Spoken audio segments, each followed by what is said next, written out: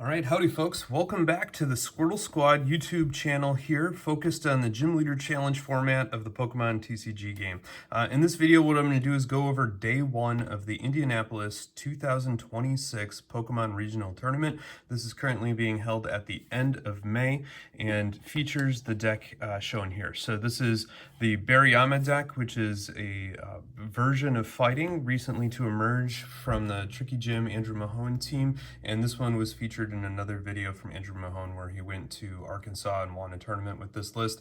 This one's almost verbatim, card for card, his list. I only made a couple of changes I'll go over. But first, the tournament results. So on Friday night, there was an astounding 94 players playing the Gym Leader Challenge format at the regional tournament. So that was a very awesome tournament turnout. Overall, the meta was highly orange and purple, but there was a much larger percentage of blue than I would have expected. There were quite a few Hydro Pump decks on the table, which was very exciting, and there were also a lot of grass decks compared to what I would have expected. So, I think a lot of the standard players looking to join Gym Leader Challenge have a bunch of those new grass cards, and we're looking to apply them.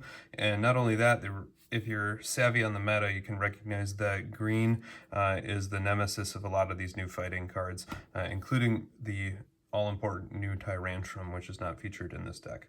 All right, so how did I do? It was a 3-round tournament, and round one was against Lynn, who played a fire deck built, with the Charizard from Charizard Go to double a lot of the energy and then to use that to support the players. Lynn got off to a little bit of a slow start with the Evolution Heavy deck, and even though I didn't have the best opener, I was able to gain momentum. I think on my third or my fourth turn, I finally saw a supporter after using Lunar Cycle. No, I take that back. I actually had to use Town Map to reveal my Tag Call and take that as one of my first prizes against a basic Pokemon, and I think that was the first supporter that I was able to utilize was Guzma and Hala the following turn off the Tag Call, and after that the deck pretty much got rolling. All right, the next round was against Josh, who was playing fighting, and this fighting deck was a little bit different of a build. He had it set up to be a coin flip deck where he was taking advantage of the Doug Trio's Dig Attack, which will prevent all damage on the result of a heads after making the attack. He also had the Machamp in there that has the Guts ability, which allows you to stay at 10 hit points as long as you keep flipping heads, and that one really was the scary Pokemon because of the mill on his attack. So his mountain damage attack, it only does 100 damage, but it does mill 2 cards, and I was getting pretty low in my deck by mid-game, and having, a couple of those key cards. I think on the first mill, I lost both my boss's orders and my Guzma, which was just like, that is not what you want to see get milled right off the bat. So that was a little terrifying. He also had the Hariyama in there with the Guts ability, so he had, multiple Pokemon with the idea that you keep flipping that heads and you'd able to keep the game going by denying me prizes with the coin flip. So kind of an interesting, nice build from that perspective. I was able to pull that one off just kind of with brute force, and he got tails on a couple of key coin flips, and I was able to pick that one off, going 2-0 into the final round.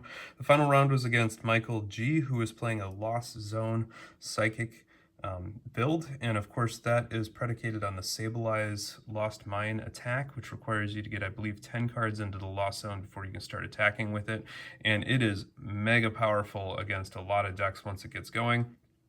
Unfortunately, it takes 2 to 3 turns to get going, and I was able to press the advantage and make it a 7-turn game. So I got to go second and powered up my Soul Rock on the opener.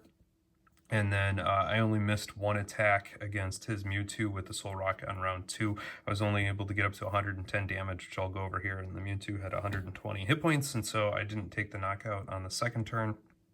But every turn thereafter, I was able to complete a knockout and make it a pretty short game. The other really disadvantage for Lost Zone Psychic against this matchup is that Sableye's 120 damage counters that get placed can be truly devastating if you have some spread to help support it. But when you have Pokemon with 140 HP, 130 HP, 150 HP, 110, 110, yeah, you can take a knockout for these two, but you're not spreading a whole lot more else. Even the Okie Dokie, before it gets charged up, is only getting 130. So the Sableye can't even take out unsupported Okie All right, the list, which I'm now going to put nicely in this new regional box that they had there. I couldn't resist this. It's got Pikachu on charging and Happy Face, and it's got the regional logo. So I probably overpaid for the box, but I'm happy to have it to store this one in. Okay, this whole list is based mostly on Okie and the, Nick Manuel and I were thinking of bringing some version of what I was calling an Okie conveyor belt to the full grip regional, or the full grip release for Perfect Order. And honestly, we should have put more thought into that because this deck is super strong. But the idea here is that you're going to use the Good Punch in combination with the Adrenaline Power to get a Dark Energy to make that a 230 hit point basic Pokemon, which is just epically beefcake. So that's a lot of hit points in Gym Leader Challenge. It's really second only to the Whale Lord, and it's very difficult to one-shot unless you have decks and math set specifically to hit that. The Good Punch attack by itself only does 70, but again, if you have the Adrenaline powered up with the Dark Energy, you can make that 170, which is a very powerful attack in Gym Leader Challenge and is able to return knockout almost anything, except for some big beefy stage 2s, Wishy-Washy, and again, the Hydro Pump Whale Lord or the Mirror. And so this is what you're trying to do is, if your opponent knocks that Pokemon out, you're going to use one of your recovery, either items or supporters, Tarragon, Clara, Rescue Stretcher, or Night Stretcher to put him back on the bench. You'll manually attach one of the multiple colored special energies that are over here, and then you use the Barbacle's Stone Arms ability here from Perfect Order to let you accelerate a fighting energy to him. And this is something that's important, and I've seen a lot of rage on this subject on the standard lists, particularly from players that might not appreciate how this works. But when Okie was released, I believe in Twilight Masquerade, or was it Shroud of Fables? It was pretty clearly recognized that, even in the pre-release for, I think, one of the more recent kits when Prism Energy came out, that this counts as all types simultaneously. And so a single Prism Energy is with a basic fighting energy is able to satisfy both the Adrenaline power and the Good Punch attack. And so that is very clearly stated in the compendium. And so even though this is only 2 energies, it effectively behaves like 2 fighting and a Dark Energy at the same time. And that is extended then with a range of special multicolored energies, including the Aurora Energy, the Rainbow Energy, and the older but very cool Unite Energy. So all of those are quite nice to have in the deck. Now, I think Andrew's list did not have the Rainbow Energy. I think instead he had the Luminous Energy, and the Luminous Energy is nice because it does not require you to damage your Pokemon to attach it. The downside with the Luminous Energy is if you have any other special energy attached, you lose the effect of the Luminous Energy. And so I've had this happen with the Dragon deck specifically, where you also want a whole bunch of these kind of rainbow themed or multicolored special energies, and I've had to attach the Luminous Energy, and my only other attachment then was another special energy, and that was a problem. Now in this deck, maybe if I would have done more play testing, there's enough basic fighting energy. There's 8 total basic fighting energy in this deck. Maybe it wouldn't have been an issue, but I had that bad taste in my mouth. And so I put the Rainbow in instead of Luminous just to prevent that from ever being a problem or a concern. And yeah, so that was one of the couple of changes I made. The other change I did make is I do not have a Tropical Beach. For those of you that don't know, the Tropical Beach was a promo stadium many years ago, and it was featured in the Worlds Tournament decks as well. A Worlds Tournament version of the card is somewhere between $20 and $30 at the recording of this video, and a real version that has the authentic Pokemon back is going to set you back more than $1,000. And so that card is unattainable for a lot of people. I have a World's Champion one, but one, couldn't find it, and 2, if you don't know this, while most Gym Leader Challenge organizers will allow World Championship cards as long as the backing here is fully opaque and you can't see the back of the card through there. Officially at a Pokemon regional event, that is not permitted. The World Championship cards are not allowed because they do have a different back, and so you really shouldn't be playing those at the regional tournament. Although if you come play with us at Atomic Planet Comics on a Friday night, we're not going to say anything about it, and we're just going to be happy that you're joining.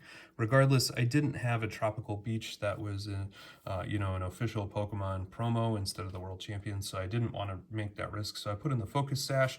The logic here was that Ogie Dogie is weak to Psychic. In early game, if Ogie Dogie is attacked by a Psychic, you might have that Focus Sash, something like an Iron Boulder normally can just trash an Ogie Dogie, even with the energy attached, because 230 divided in half because of weakness is way less than the 170 damage an Iron Boulder is going to do. But with that Focus Sash, you can leave him on the board with only 10 hit points remaining, and so that can be very powerful. I will say this is a bad choice for the deck. It did not have any effect in my games, and I honestly don't think it probably will for a variety of reasons. I think the TM Blindside Natu deck is just too good at spreading that damage around, especially with Monkey Dory to negate it. There's Field Blower, whatever. So I'm going to take the Focus Sash out. I haven't decided what I want to put in instead. Fighting Fury Belt might be a nice complement, particularly for the Terrakion or for the Sudowoodo. So you can see that. The problem with that then is they're stuck in the active because that you can't attach the Floatstone and the Fighting Fury Belt. That being said, making the Terrakion hit for 10 more to get all the way up to, I believe, 140 then would be a really nice Retaliate. So that would let you return Retaliate a Terrakion or return Retaliate an Iron Boulder, which are both big numbers to hit.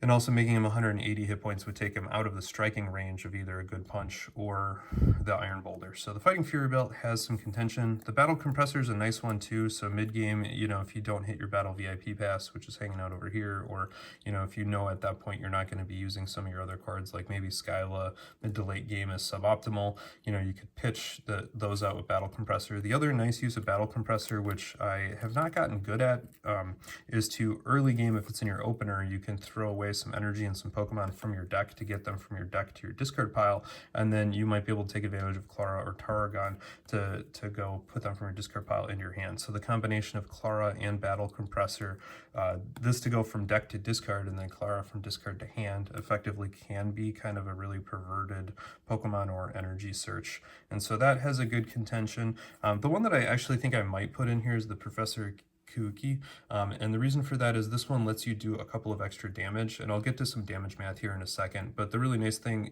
I don't really care about the draw. This deck doesn't necessarily need a whole lot of shuffle draw. Actually, you don't want to shuffle draw at all because you're growing your hand size so much with that Lunar Cycle ability that any shuffle draw is usually a negative. So drawing 2 is actually nice, and if you can couple that with the Lunar Cycle, you might be drawing 5 in a turn just with what might be a weak draw supporter.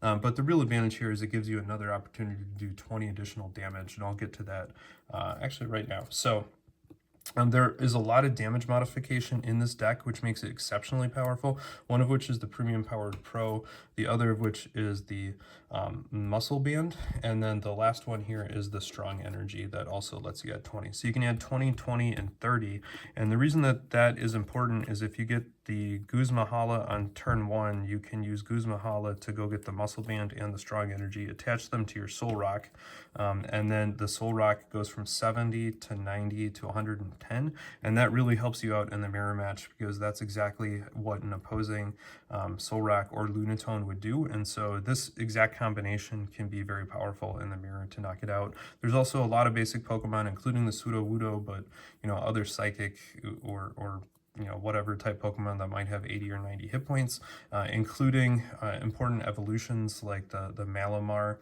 or the Abyssal.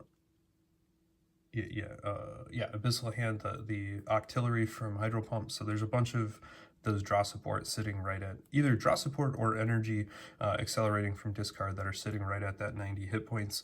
And so being able to attach these to the Soul Rock to be able to take that knockout is very powerful. So that helps out. The Professor Kyuki then gives you just one more opportunity to hit that number or to get to that math.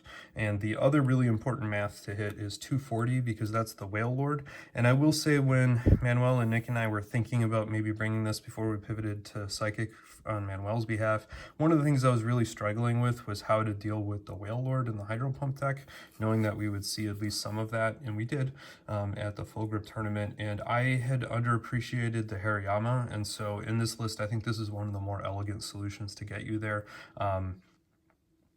you know, I had viewed that Heave Ho as just kind of a free boss's order gust effect, and that is great, but I had viewed this mostly only as a supporting Pokemon. I had written off the attack, and that was foolish of me. Part of the reason I wrote it off is because it's 3 energy, but it does do 210, and you do have good amounts of ways to accelerate it. So, you know, if you put a single energy on him when you have a spare energy attachment, you can set him up to go whenever you need. The other opportunity is you do need to get the Barbaricole, the Raihan, and then a manual attachment for turn. So part of the reason why the Raihan is in here is specifically to target the turn you want to attack with the Hariyama, and so that works out quite well. The nice thing about this is it gets you to 210, which is pretty close to that 240, and so with the Premium Power Pro by itself, you can knock out the Whale Lord. The other thing is any combination then of these two, you can get to the Whale, or, you know, if you do sub in the Kyuki, you could get to the 240 this way as well. And so this was one of the key Pokemon that I've taken advantage of a lot while playing this deck that I admittedly did not have in my list, but it was in the tricky gym list. And so I think that was a really nice add to be able to get you there. And, you know, these math fixers I think are incredibly valuable and add a lot of versatility to this list specifically. Other things like the Enhanced Hammer are there specifically for the mirror match or against the Tyrantrum to be able to strip that special energy off to make it a much more achievable 280, which, or sorry, 180 hit points, which again is another place where you might want these damage modifiers, as if you're attacking with that Ogie Dogie at 170 and you want to one-shot the T-Rex, you're going to need to be able to knock that energy off and modify some of the damage. So, you know, lots to think about there. In general, I will say this deck feels really busted. I would consider it the best deck in format. You know, the TM Blindside did win the last full grip, and both of the top tables at the full grip 3K were Psychic. But I will say the people who've been playing Psychic at full grip and in the greater North Pennsylvania corridor, Brooke and Winter and friends are some of the best Psychic players in the world, and they've been crunching those decks for a very long time, and they know them and have them memorized and are some of the best players with the most reps under their belt ever with those. So I'm not so sure that you know, small nucleus is representative of the broader meta. Yesterday at the regional, there was an astounding number of fighting decks, and a lot of them were doing quite well. It's very strong. If you're a newcomer to the Gym Leader Challenge format, this is a very linear deck without a whole lot of mapping compared to, you know, the Psychic decks are very powerful, but they do require a little bit more of a learning curve to get over. This one's pretty linear, it's very strong, and it's very straightforward, and so I could recommend that. All right, so this was Friday night. You know, again, 94 players. This was a 3-0 list. Very excited about that. I'm going to head back there today on Saturday and Sunday, and we'll hope to crank some more Gym Leader Challenge, and hopefully I'll be able to drop all these videos. What am I going to play today? I honestly haven't decided yet. So with the amount of orange that's there, I might do something rogue and try my grass deck just for funsies. I also have an electric spread deck that Luke, one of my good friends and co-Squirtle Squad member, piloted yesterday to a 2-1 streak. So, you know, I think electric spread has some merits, even in a field of orange, which might sound counterintuitive, but I think you have some mechanisms to shut it down.